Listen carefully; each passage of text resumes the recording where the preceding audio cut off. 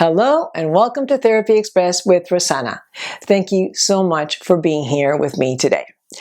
I want to talk to you about expectations, the expectations of others. Could be your family, your peers, your co-workers, etc. So one of the things that is important is to identify your stuff versus their stuff.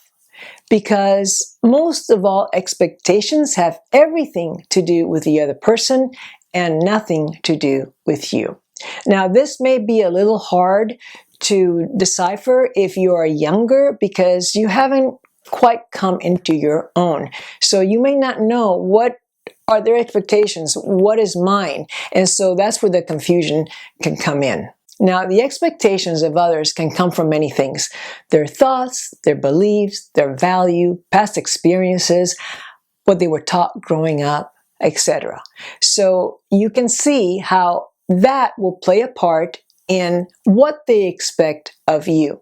So keep in mind, again, it has nothing to do with you and everything to do with them.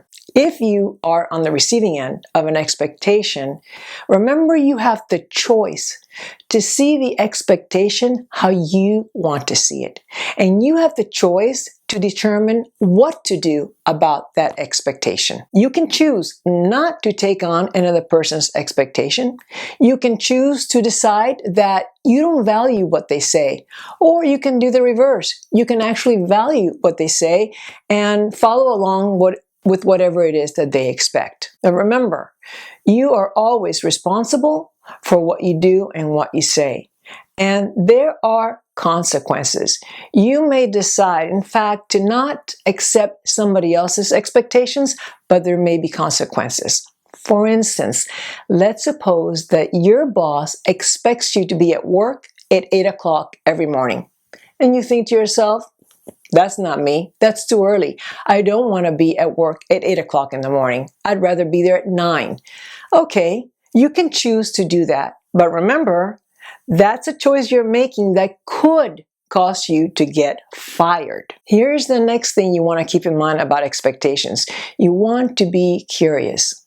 Like I said, most of the time it has to do with the other people. But there are some times where you, without even noticing it, are setting up someone else to expect something of you. Here's an example. You come home every day at 4 and you go right to the dishes and you do them every day. So one day you decide, I don't want to do the dishes anymore because I'm tired when I get home. But now your partner expects you to come home and do the dishes every day because that's what you set up. Not their fault in this case. So what happens is that you have to communicate. Look, I know you have an expectation that I need to do the dishes every day, and I have been doing them, so I get it, but I no longer want to do the dishes every day.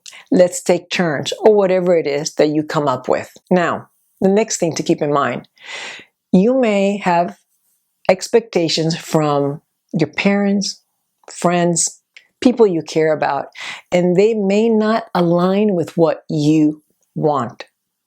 For instance, let's say that your parents want you to become a civil engineer, and you don't want to do that. You want to become a cop. So you can see where that is going to cause a problem.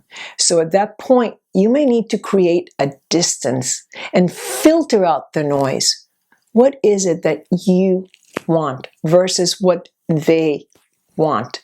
Because ultimately, it's your life and you decide what is best for you. I hope this gave you a little different spin on the whole expectations things, something to think about. If you have any questions, please leave it in the comment section. I'll be happy to answer any and all questions. Until we meet again, make every moment count. Bye.